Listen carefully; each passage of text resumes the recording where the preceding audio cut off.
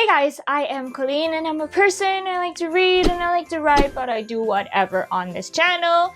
And today, I thought we could talk about the things, the bookish things that we could leave behind in 2024 with the coming of the new year. It's coming sooner than we all think, less than a month. Yes, it's scary. The passage of time is scary. Of course, these are all like opinions.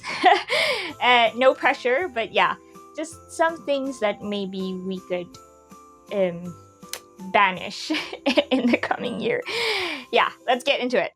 The first one is being too harsh to authors. And of course, criticisms are allowed. We're allowed to have our own opinions, and everyone's entitled to their own opinion, and everyone can dislike what they dislike and all that. But what I'm saying is, based on observation, a lot of the things, some of the comments that I've been seeing on like Goodreads and stuff, people really are out for blood, coming for the throat of these authors when they don't like a certain character or a certain plot point and all that. And I just thought maybe we could reel it in the coming year and just remember that authors are people too. I'm not a professional author or anything. I'm just, whenever I read like a too harsh comment, literally telling authors to expire and stuff because of them disliking the book, I just feel so bad because I think a lot of work goes into writing a book, and of course, we're allowed to think something is not well done. Completely okay. But what I'm saying is there are a lot of factors, and given those factors, maybe we could show a little mercy. Maybe they have a hectic work schedule, or they're being pressured to release like a certain amount of books, like a lot of books in a given year, or maybe even that their raw materials are getting edited down a lot to meet a certain word count. And yeah, it takes a lot and a lot of work to make a book. And yeah, I just thought we could show a little bit of kindness is all I'm saying. Of course, still have opinions, still dislike what you dislike and like what you like. It's fine. It's totally fine. I'm just saying there are ways to phrase things. Do you hear that? That is my stomach. I'm using the last shred of my soul to film this video at the worst time to film a video. Everyone is up. Everyone is revving their cars. The next one is the notion that closed-door romances are trash. Let's leave that behind. Now, judging by the climate of like the book community and book talk and booktube right now, it seems like books aren't even interesting to readers if no one's naked or no one's ass is out or something like that. Let's just not discount the fluffy, pure, innocent courting romances, because those are good too. It can give you the same butterflies that you would feel with a spicy novel. And don't get me wrong, I like a spicy novel as much as the next person. But I'm just saying, let's not discount closed-door romances. The next one is a bit existential, and I apologize for that. It's jumping from book to book to avoid reality. This is just like a little nudge to you guys. Of course, I can't tell you what to do. This is something that even I'm nervous to declare and put out into the universe as something that we should do in the coming year. But I think that we should all look up from the books sometimes and like appreciate some bits of reality. Granted, there's not much to like, but little things, I'm sure there's something there that is to be appreciated. Maybe I'm just feeling very reflective right now, but I'm just, at the moment, very aware of how long it takes to immerse yourself in a fictional world, and just spending so much time there means that you are taking time away from real life. And although it's nice to like escape, there's merit in reality as well, and we should appreciate that once in a while. The next one is something that I only recently discovered is actually a thing. People, book talkers in particular, actually sometimes lie about having read a book to film content about it. What? This one has me really heated. I didn't even know it was a thing until recently. It's so weird. What a strange way to be. I don't know. It has me baffled. You may have noticed that I haven't been actually making book related content recently. It's like more on fictional storytelling, like my own imagination stuff, or something a bit more personal. But with regards to like book reviews and stuff, I haven't been doing that because I haven't been reading to the degree that I would like, or enough to film a video on. And yeah, I mean, I just am genuinely concerned that people actually, for the sake of pumping out more videos, lie about having read books. I know that we are progressing into a more forgiving society, which is thumbs up, great job.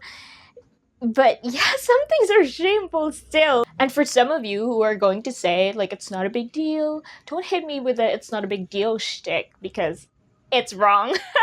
And yeah, I have nothing more to say. It's just, I don't like it. You can, like, film TBRs. You can film first impressions. Do something. Just, like, be transparent about it if you haven't read something. Judge the cover or something or whatever. And there are a lot of like ways to still film book related content, even if you haven't, let's say you haven't had the time to like do book reviews and read books for book reviews. Okay, for the next one, we are going to be really brief because I think being concise is important and clear. With the next point, we need to leave behind sacrificing stories for smut in 2024. It doesn't matter if it's like a light, fluffy rom-com or it's angsty with magic. If over half of the book is smut, then what's the point of it? You did not tell the story that you were meant to tell. And maybe we can steer away from books like that in the coming year. I don't know. I mean, is it still a book at that point? I don't know. It's just, maybe this is just personal preference. I would like to veer away from that in the coming year, and I hope you do too, because I think this particular point is a little bit, just a little bit, damaging to the quality storytelling that we should be looking for. Does that make sense? The standard of storytelling that we should be having as our baseline as readers is getting lowered and lowered. I don't know. Just a suggestion. I mean, up to you. Okay, the next part is really important, so pay attention. Forgetting that a lot of romance novels are written by women.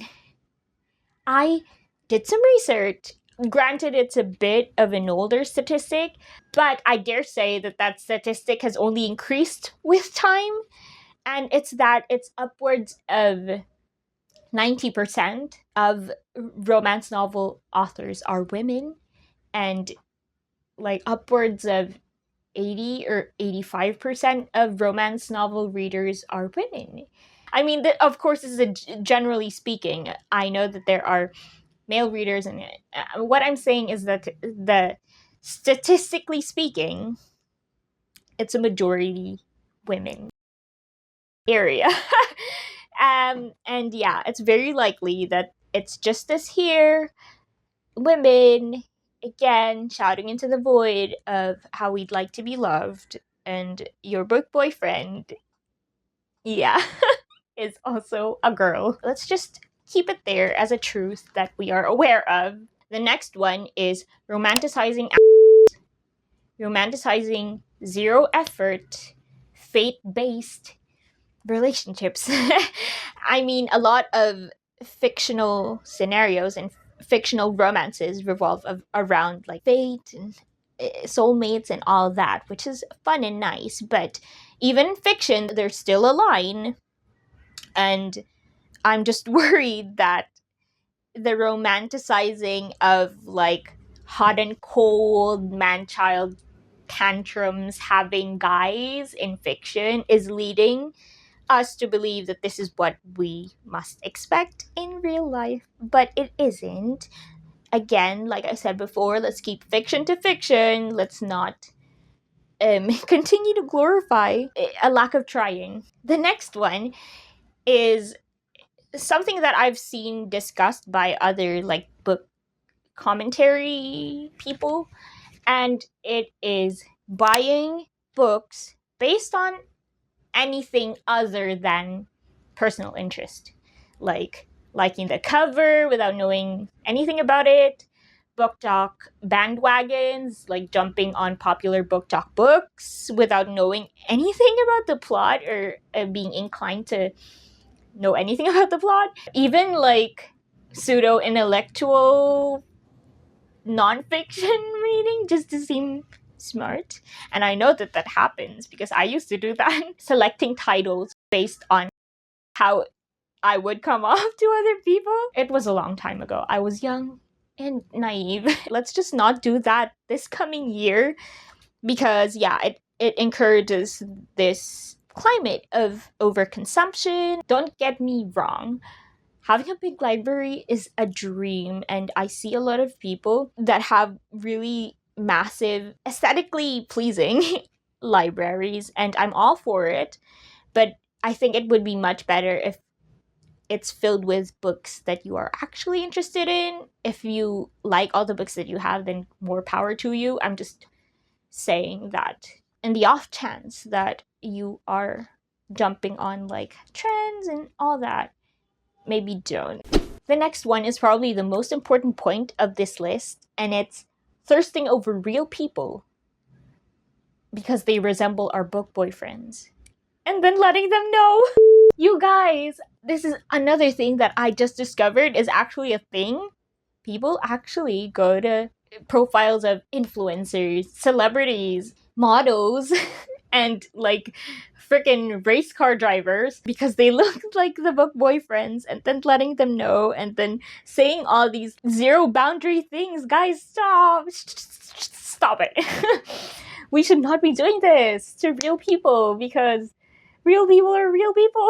Of course, they have loved ones. Maybe they're attached, or they have families who will see that. And let's just conduct ourselves in a manner that commands respect in the online sphere. And yeah, that's all that I'll say on that. I just was genuinely shocked that this is a very prevalent situation that is happening. Very brave, but also very bizarre. My first point is a bit related to the second one, and it's bringing fiction to reality. I think it's very important to draw that line and make things clear about what's real and what isn't, because a lot of things are happening, like main character syndromes are happening, and sometimes it's not about us, and that's okay. And related to this point, I'm being very careful with my phrasing here. Sometimes the urge to blur the bounds of reality is pushing us to do more and more outrageous things, like ridiculously comical, almost fiction-like occurrences that we put ourselves in because we think we're living in a story. And like sort of romanticizing. Of course, it's romanticizing life is a good thing inherently. But like with everything, a bit too much is a bit too much. Those are all the bookish things that I think we should leave behind this year. Leave it in 2024 and greet the new year with healthy reader habits. Of course, a lot of these I was speaking in a general sense. If it doesn't apply to you or you're not guilty of any of these things, then good for you. But if you are like me and doing some of these things or are guilty of some of these things, then let's just try to be better in the new year. Like, comment, subscribe if you want to, and I will see you guys next time. Bye. Oh, I forgot to say I hope you enjoyed. Hope you enjoyed.